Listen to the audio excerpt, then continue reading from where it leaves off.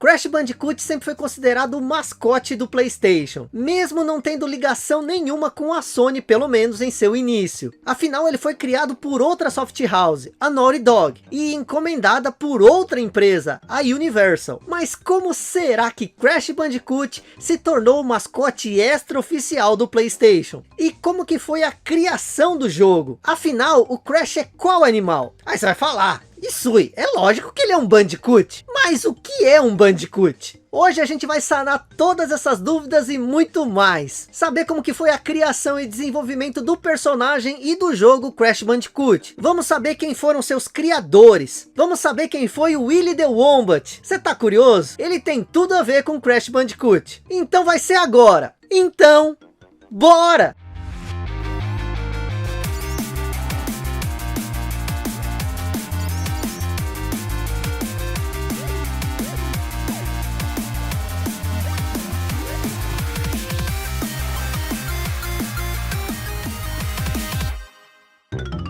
Um mascote diferente.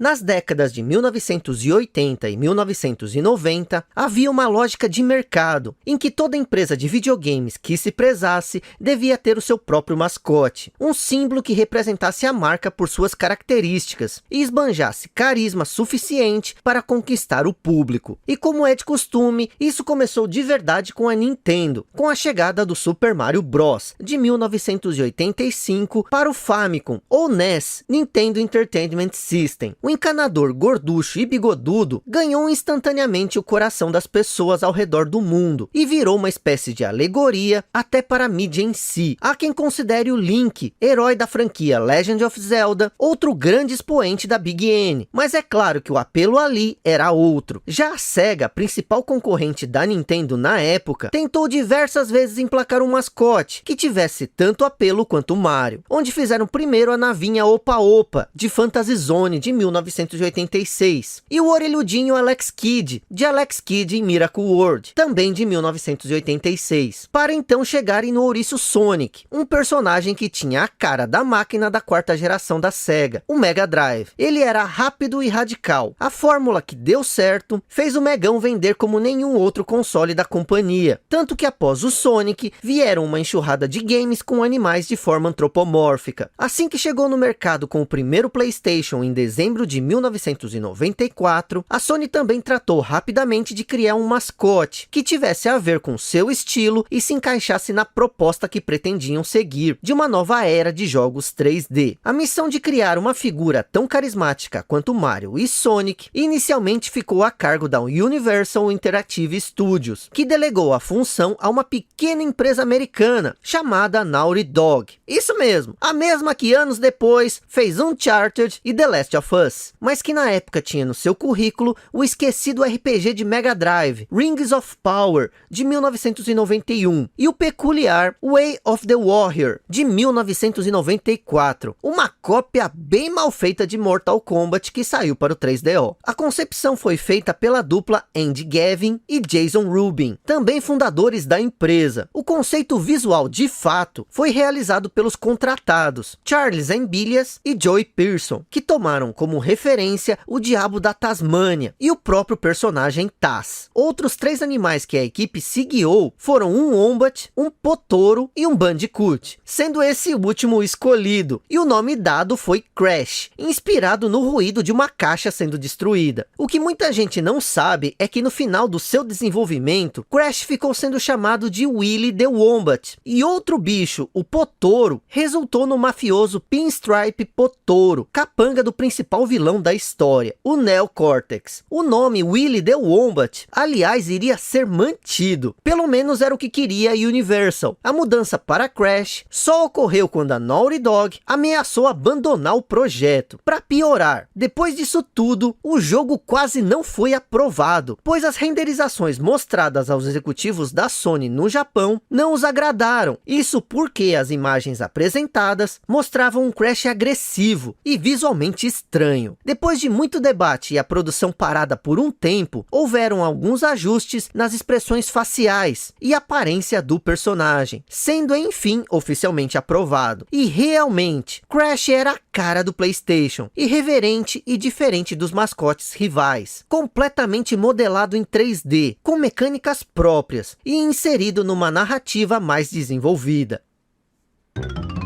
Como tudo começou.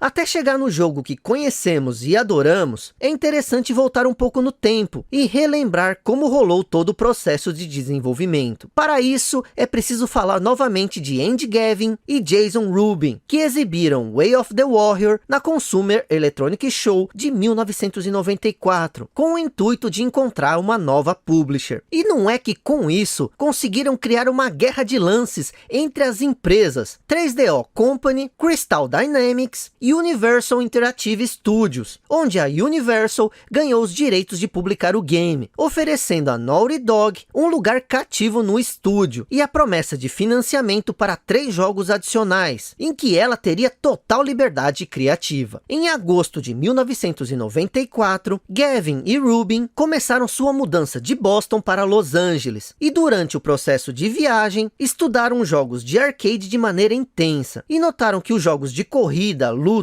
e tiro começaram a fazer uma transição para a renderização em 3D. Eles inicialmente consideraram fazer um beat'em up em 3D baseado em Final Fight, antes de reconhecerem que o gênero que mais curtiam eram jogos de ação e plataforma, estilo que nesse momento era carente de jogos tridimensionais. Por sinal, a curiosidade da dupla em como um jogo de plataforma poderia funcionar em 3 dimensões aconteceu pela experiência que tiveram com Donkey Kong Country. Perceberam que nessa nova perspectiva, o player olharia através das costas do personagem, ao contrário do clássico formato de exploração lateral. E assim, tirando uma com a SEGA, chamaram o projeto provocativamente de Sonic's S-Game. Logo depois, a Naughty Dog se encontrou na época com o vice-presidente da Universal Interactive, Mark Cerny, que no futuro seria um dos arquitetos do PlayStation 4, para apresentar as suas novas ideias. O grupo aprovou unanimemente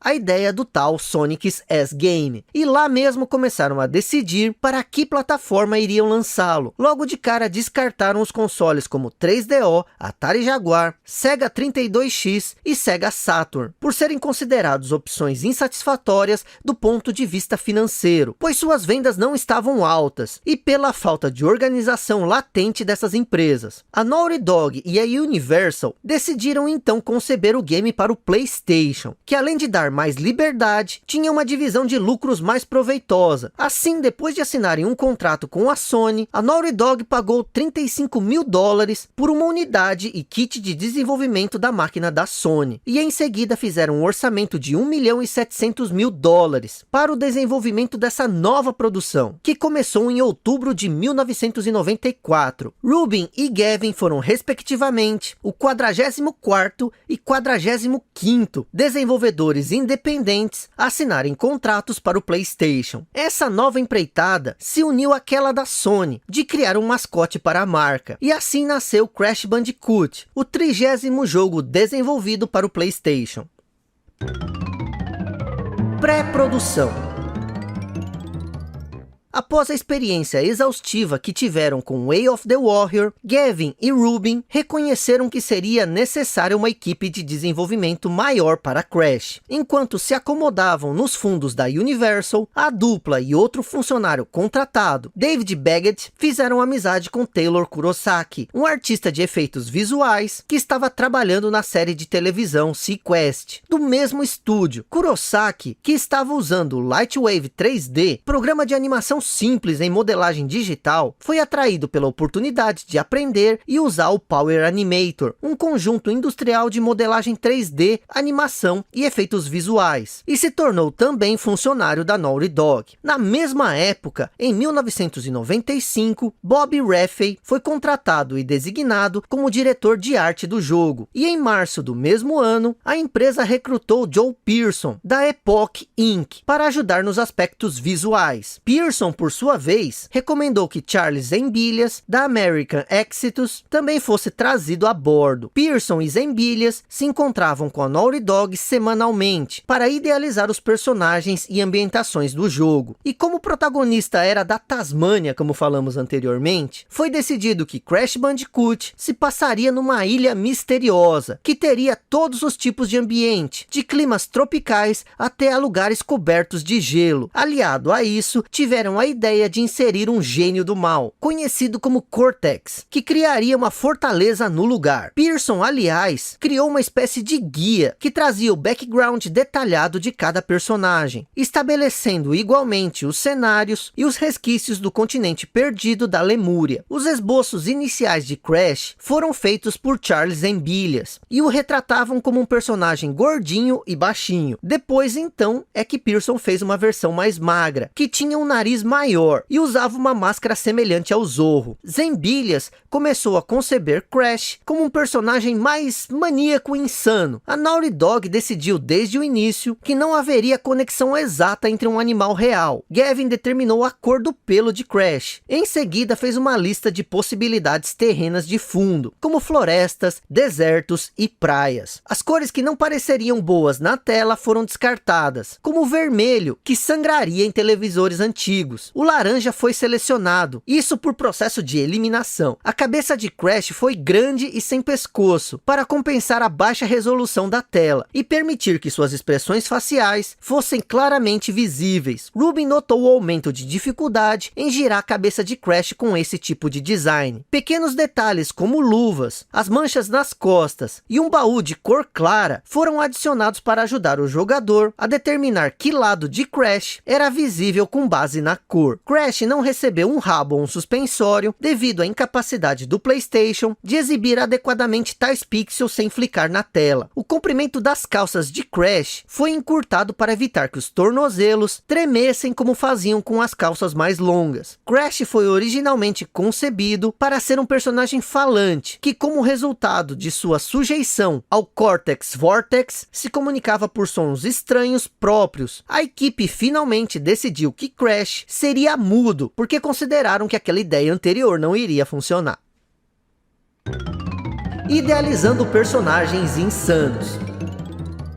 Gavin e Rubin descreveram o vilão Cortex para Zembillas como um ser de cabeça enorme, mas de corpo minúsculo. Enfim, um cientista louco. Cortex foi originalmente concebido como um personagem autoconsciente, que se incomodava com os clichês do gênero e se dirigia ao público durante a campanha. Esse aspecto foi removido, depois que a Naughty Dog decidiu que as cenas iriam atrapalhar o ritmo do jogo. O braço direito de Cortex, o Dr. Nitrus Brio, foi originalmente chamado de Nid Brio. O Aku Aku, a máscara indígena, foi originalmente concebida como um personagem humano idoso, que se comunicava por meio de murmúrios, apenas inteligíveis a Crash, de maneira semelhante à dinâmica entre C3PO e R2-D2, da franquia Star Wars. Seu nome se originou de um restaurante polinésio, que logo na frente apresentava estátuas tic-tic gigantes, parecidas com carrancas. As máscaras de Waku Waku, que protegem Crash, foram uma adição tardia, destinada a equilibrar a dificuldade do jogo. Como a sugestão inicial de Mark Cerny foi descartada e considerada tecnicamente impraticável, onde Crash ganharia um escudo translúcido, as máscaras flutuantes foram então substituídas como uma alternativa mais fácil. O personagem Reaper Who foi criado para demonstrar humoristicamente os perigos do Cortex Vortex, bem como fornecer uma oportunidade para os animadores da Naughty Dog praticarem ações sobrepostas. Papu Papu foi concebido para permitir à equipe animar sua barriga quando ele se mexesse. Pinstripe Potoro, já citado aqui, foi inspirado no filme O Poderoso Chefão. Tauna, originalmente chamado de Carmen, foi baseada na atriz Pamela Anderson, embora parte do seu design tenha sido reduzido para ser menos provocativo. Os irmãos Komodo e Teeny Tiger, que apareceriam como chefes em futuros jogos da série, foram originalmente criados para este primeiro título. Na concepção das fases do game, Pearson primeiro esboçou cada ambiente, projetando e criando elementos adicionais. Pearson queria que as fases fossem orgânicas e verdadárias, verticais, evitando deixar o título apenas como uma linha reta, ou ter uma curva de 90 graus. O departamento foi incumbido de fazer o melhor uso das texturas e reduzir a quantidade de geometria. Elementos escuros e claros foram entrepostos, garantiram o uso correto das cores, escolhendo as que se acentuassem mutuamente, com o tema para níveis da cidade perdida e vista do pôr do sol. De acordo com Rubin, os artistas trabalharam no aspecto visual por 8 meses, antes de qualquer jogo ser escrito. Um método particular utilizado nas animações permitiu que Crash exibisse uma gama muito mais ampla de expressões faciais do que os personagens de videogames concorrentes da época. Rubin criou um modelo principal de Crash, com 532 polígonos, e animou todos os personagens. E como as pernas do vilão Cortex eram muito curtas, para seu modelo andar corretamente, ele foi mantido parado em muitas de suas aparições. E ainda na produção do jogo, a Universal Animation Studios produziu animações clássicas para servir como introdução e também no final, bem como ser base para uma espécie de série animada, se o jogo fosse bem recebido e comercialmente bem sucedido. As animações cartoons foram abandonadas pela Sony, que não achou adequado colocar cenas 2D em um jogo 3D. Todas essas cenas foram disponibilizadas no YouTube, postadas pelo produtor David Seiler.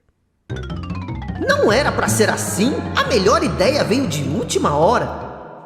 Inicialmente, a Naughty Dog queria projetar Crash Bandicoot como um jogo de plataforma, baseado em ação clássica, ao contrário de um formato de exploração de mundo aberto, no intuito de renderizar todos os seus ambientes em 3D. Para codificar os personagens e a jogabilidade, Gavin e Baggett criaram uma linguagem de programação chamada Game Oriented Objective. Os primeiros 2 níveis de teste, criados para o jogo, não foram integrados à versão final, pois eram abertos e tinham muitos polígonos. Durante o verão de 1995, a equipe se concentrou na criação de fases funcionais e divertidas. Usou as fases da fábrica de Cortex para fazer experiências com esse objetivo em questão. A mecânica permitiu à equipe renunciar aos designs complexos e orgânicos da floresta e aos poucos inserir a jogabilidade de 2 eixos. Os 2 primeiros níveis funcionais, Heavy Machinery e Generator Room, utilizavam a jogabilidade 2,5D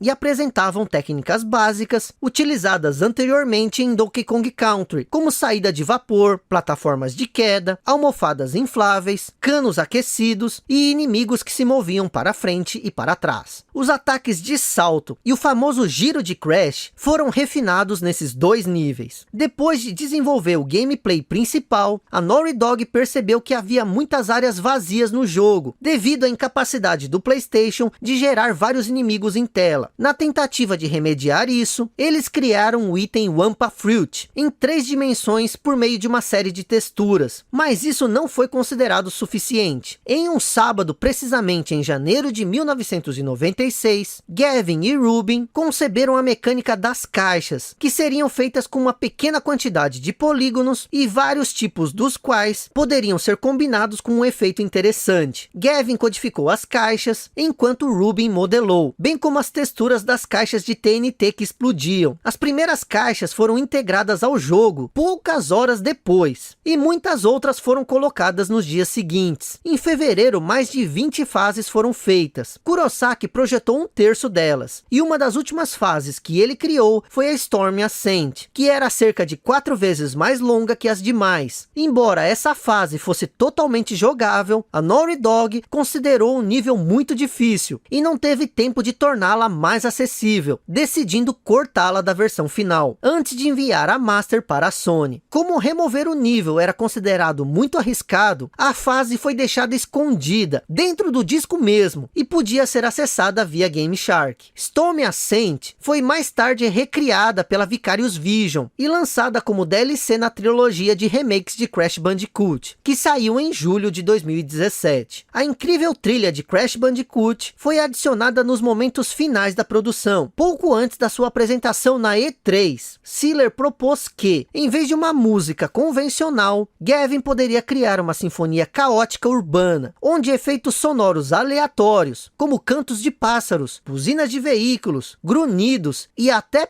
puns, isso mesmo, aquelas flatulências, fossem utilizadas. A Naughty Dog, é claro, rejeitou a proposta, e Siller apresentou para a Sony a produtora Mutato Musica e seu fundador, Mark Mothersbaugh. A trilha foi composta por George Mansell e produzida por David Baggett. As faixas iniciais de Mansell para o jogo eram insanas e elétricas, antes que Baggett o direcionasse para composições mais ambientais. Os efeitos sonoros foram criados por Mike Gollum, Ron Horvitz e Kevin Spears, todos da Universal Sound Studios. O som da gargalhada maníaca de Ripper Who é uma amostra de uma hiena do filme A Dama e o Vagabundo, de 1955. A dublagem foi feita quase que inteiramente por Brennan O'Brien, emprestando sua voz a Crash, ao Dr. Neil Cortex, ao cientista Nitros Brio e aos chefões Koala Kong e Pinstripe Potoro. O'Brien entrou em contato com Rubin através de Pearson e gravou seus diálogos no Hitchcock Theatre da Universal Studios. O fenômeno Crash. Após um trabalho brilhante de marketing por parte da Sony, atuando diferentemente em cada continente, Crash Bandicoot foi lançado em 1996, com as datas de 9 de setembro na América do Norte, 8 de novembro na Europa e 6 de dezembro aqui no Japão, sendo abraçado pelo público e considerado um grande sucesso comercial de escala mundial. Foi o segundo jogo de PlayStation mais alugado na Blockbuster Video, isso em seu mês de lançamento, antes de chegar ao topo das paradas no mês seguinte e permanecer entre os 10 primeiros nos 2 meses seguintes. No final de fevereiro de 1998, suas vendas nos Estados Unidos atingiram cerca de 1,5 milhão de unidades, enquanto aqui no Japão e na Europa atingiram respectivamente 610 mil e 725 mil unidades. Em fevereiro de 1999, 4 milhões e 490 mil cópias foram enviadas para varejistas em todo o mundo. Em novembro de 2003, Crash Bandicoot já havia vendido mais de 100 milhões e 800 mil unidades. Isso em todo o mundo, tornando-se um dos jogos de PlayStation mais vendidos de todos os tempos. E o mais vendido nos Estados Unidos. O jogo da Naughty Dog também se tornou o primeiro título ocidental a passar de 500 mil cópias vendidas aqui no Japão. Pelo menos antes de ser ultrapassado. E adivinhem, foram pelas suas duas sequências. A obra da Naughty Dog também ganhou boas avaliações por parte dos críticos. A Game Revolution comparou o jogo com Donkey Kong Country e acrescentou, abre aspas, tudo está muito bem estruturado, com um dos melhores gameplays que já vi ou senti em um jogo. Os gráficos são mais suaves e nítidos do que outros títulos do PlayStation, ainda que não seja revolucionário como jogo de plataforma, fecha aspas. A IGN destacou, abre aspas, lindos cenários e uma animação suave, fazem parte de um dos títulos mais bonitos disponíveis para PlayStation. A jogabilidade é ótima, embora seja um pouco lenta em alguns níveis, fecha aspas. No entanto, Zack Manston, da GameSpot, apontou que o jogo era muito linear, apesar de dizer que os ambientes da selva eram brilhantemente coloridos e complexos, possuindo uma verdadeira diversidade de texturas e formas. Crash Bandicoot recebeu várias sequências de várias empresas diferentes, até ser adquirida agora pela Activision, que criou em 2020 um jogaço, Crash Bandicoot 4, It's About Time. Depois de tudo isso, vemos o quão importante foi o que foi considerado o primeiro mascote não oficial do PlayStation, o nosso amado Crash Bandicoot. Na quinta geração de videogames, parecia que todas as soft houses estavam em busca da realidade. Parecia que os gráficos 2D pixelados iam morrer. Tudo tinha que ser poligonal e 3D, e o mais real possível. Crash Bandicoot mudou toda essa história. Eu tava carente de jogos mais divertidos, e Crash Bandicoot foi o meu alívio. O primeiro jogo eu me apaixonei. Joguei de cabo a rabo, de trás para frente. Com certeza o jogo mais divertido do PlayStation. Mas eu quero saber de você. Qual a sua história com Crash Bandicoot? Eu tô muito curioso. Me fala aí nos comentários. E se você quiser ganhar um coração meu, escreve aí nos comentários Willy the Wombat, o primeiro nome de Crash Bandicoot. Ah, e não se esquece, me segue no Twitter e no Instagram, @VitorIsui. No Twitter a gente pode conversar sobre tudo. Já no Instagram eu posto foto de itens que eu ainda não mostrei aqui, além de você saber um pouco mais da minha vida aqui no Japão. Então me segue lá, @VitorIsui, no Instagram e no Twitter. Eu sou o Isui, obrigado a você que viu o vídeo até aqui, e até mais.